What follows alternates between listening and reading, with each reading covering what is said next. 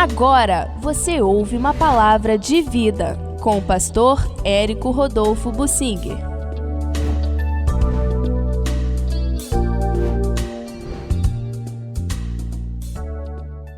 Porque Deus mandou ter uma bacia no tabernáculo. É bacia mesmo.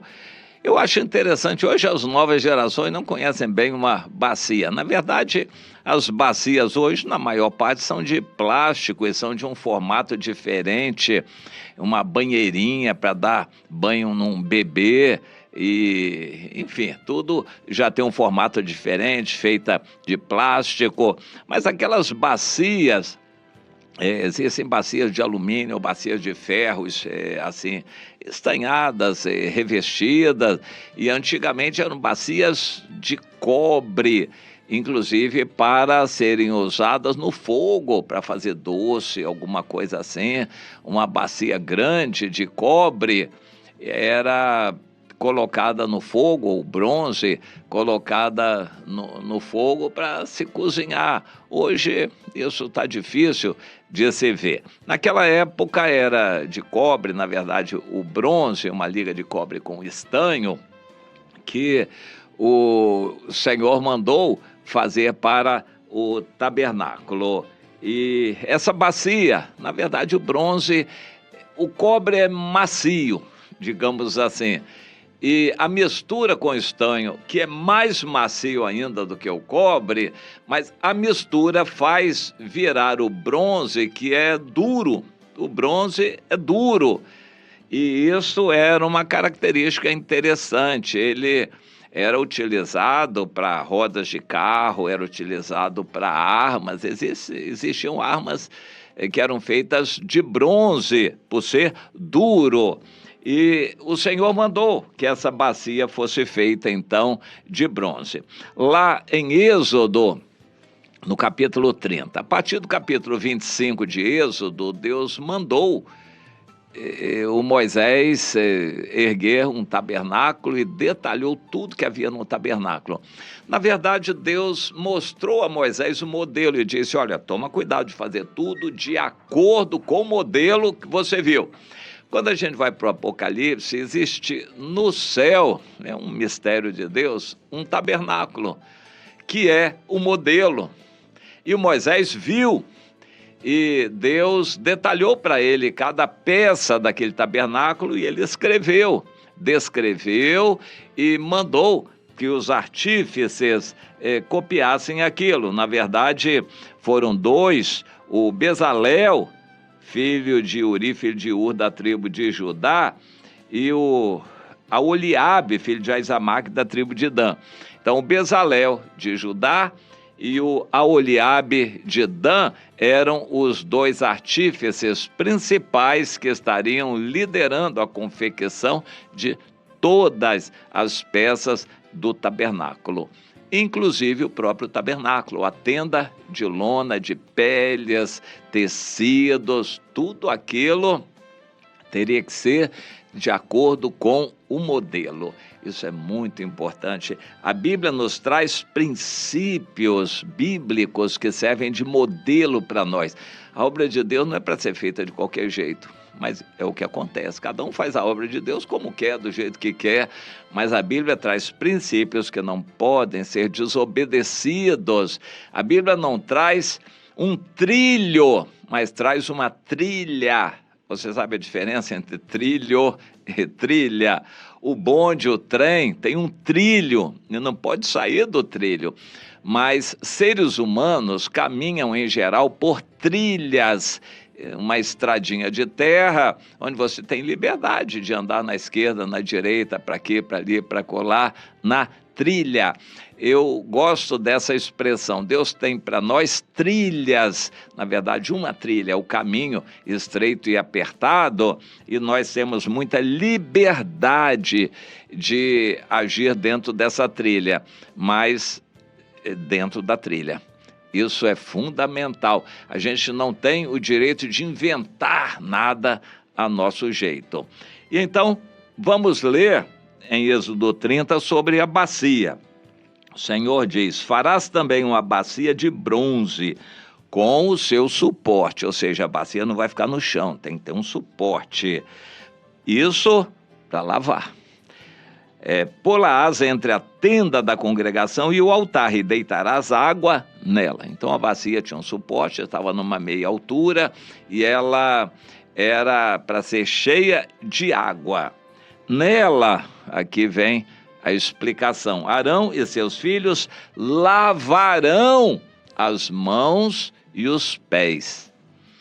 Quando entrarem na tenda da congregação, lavar-se-ão com água, para que não morram, ou quando se chegarem ao altar, para ministrar.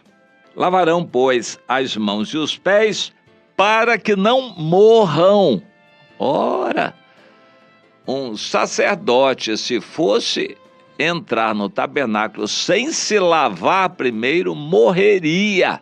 Deus falando: isso será para eles um estatuto perpétuo, a ele e a sua posteridade através de suas gerações. Eu já tenho falado sobre isso, a diferença, lei na forma de mandamentos com os estatutos, a diferença entre mandamentos e estatutos, e os juízos e os testemunhos. Tudo isso faz parte da lei, a maneira como a lei é trazida. Aqui o Senhor determina isso como fazendo parte do estatuto. Essa bacia teria que ser feita, e foi colocada lá, e todo sacerdote teria que se lavar.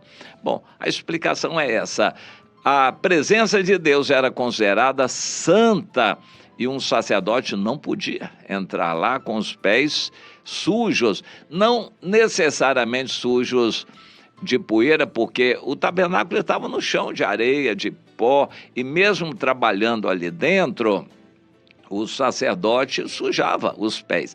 Dentro do tabernáculo, o chão era chão batido, não tinha tapete. Interessante. O templo de Salomão era todo revestido de ouro, inclusive no soalho. Mas o tabernáculo não tinha tapete. Eu não me lembro disso. Tapete, você já leu? Tapete no tabernáculo? Eles tinham que ministrar não sentados ou ajoelhados, mas somente em pé. O chão era chão. O tabernáculo era erguido sobre o chão. E então eles podiam sujar. O problema não era a poeira, o problema era a contaminação.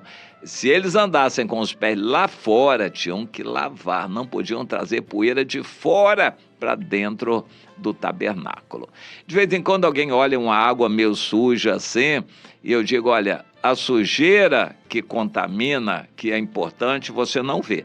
Se você está vendo uns pontinhos pretos, uns pozinhos assim dentro da água, não tenha muito receio disso, porque em geral não é o problema. O problema são os vírus, as contaminações, os coliformes, etc., o que você não vê com seus olhos. Então, a impureza de uma água, quando a água está contaminada, essa contaminação você não vê. O que você vê, em geral, não é tão importante assim. Bom, a sujeira não era a sujeira que havia ali no tabernáculo, mas a sujeira de fora, da contaminação. Inclusive, tinham que lavar as mãos. A santidade da presença de Deus é muito importante. Ninguém se chega a Deus com as mãos impuras, sem se lavar no sangue de Jesus. De vez em quando tem gente que entra para a reunião como se ali fosse um filme que eles iam assistir, se levantam, vão tomar água, vão para o banheiro, bate papo, pega o celular, fica olhando outras coisas. Para mim, isso é estar incorrendo na contaminação de suas mãos, na presença de Deus. A gente entra para a presença de Deus, a Bíblia diz: guarda o teu pé quando entrares na casa do Senhor. Se purifique da sujeira lá de fora, se santifique para um culto a Deus. Não vá para um culto de qualquer jeito, sem reverência a Deus. Lave seus pés e suas mãos. A ordenança aqui lida em Êxodo 30 era específica para sacerdotes que eram os que podiam entrar lá no tabernáculo. Num sentido espiritual, para nós, no Novo Testamento, todos nós cristãos somos chamados para sermos sacerdotes. 1 de Pedro 2,9 diz: nós somos um corpo, uma família de sacerdotes para entrarmos na presença de Deus e oferecermos sacrifícios agradáveis a Deus. No capítulo 10 de Hebreus, nós somos instados como ordem de Deus a entrarmos na presença de Deus. O cristão, na maior parte das vezes, não tem consciência do que ele vai fazer na reunião. E a maioria dos crentes só vai à reunião para assistir. Eles assistem o que está ali sendo apresentado. Eles não participam, não têm contribuição, não somam, não estão trabalhando como sacerdotes. Deveriam, mas não estão trabalhando como sacerdotes. O sacerdote se purifica.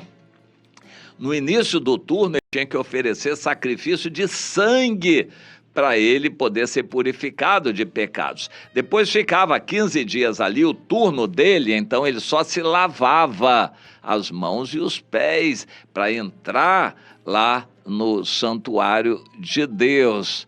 Então, no início, tinha que ter sacrifícios de sangue, além de lavar. Depois, durante os 15 dias de trabalho e turno dentro do tabernáculo, era só se lavar. Para entrar na presença de Deus, tem que se lavar. Hoje nós nos lavamos na palavra de Deus. Você se lembra da palavra, se purifica, ora a Deus, se santifica ao Senhor, para poder entrar na presença dele com ousadia, intrepidez, para oferecer sacrifícios agradáveis a Deus pelos outros, pelos de fora. É a oração de intercessão, orar pelos que estão ao seu redor. Portanto, cada cristão deveria ser um sacerdote. Tem essa possibilidade, o véu foi rasgado para a gente poder entrar. A maioria dos crentes não entra, mas deveria entrar. Você deveria ir à igreja como compromisso com Deus para trabalhar, oferecer sacrifícios, orações de intercessão pelos outros, e não só para assistir à reunião. Cada crente deveria ser um sacerdote, e como sacerdote tem que se lavar para entrar na presença do Senhor, que é uma presença santa. Vamos procurar entender isto, o simbolismo que existe. Eu vou repetir para terminar. No Antigo Testamento, no texto lido, o tabernáculo funcionava como um ambiente onde Deus estava presente e somente sacerdotes entravam lá para oferecerem sacrifícios a Deus pelos de fora. Não necessariamente por eles. Os sacerdotes entravam para oferecer sacrifícios pelos outros. E o simbolismo do Novo Testamento é: todo cristão pode ser um sacerdote, mas precisa se lavar, se purificar pelo sangue de Jesus, andar limpo, perdoado de seus pecados e se lavar com a palavra de Deus, as mãos e os pés, para entrar na presença de Deus e oferecer orações de intercessão pelos outros que ele está representando. Você tem feito isto? O povo ao seu redor, seus vizinhos, seus familiares, a sua escola, seu ambiente de trabalho, as autoridades da sua cidade, os bandidos da sua redondeza, você tem oferecido a Deus sacrifícios de oração, de intercessão pelos outros? Isso é um compromisso que você tem com Deus? Responda para Ele.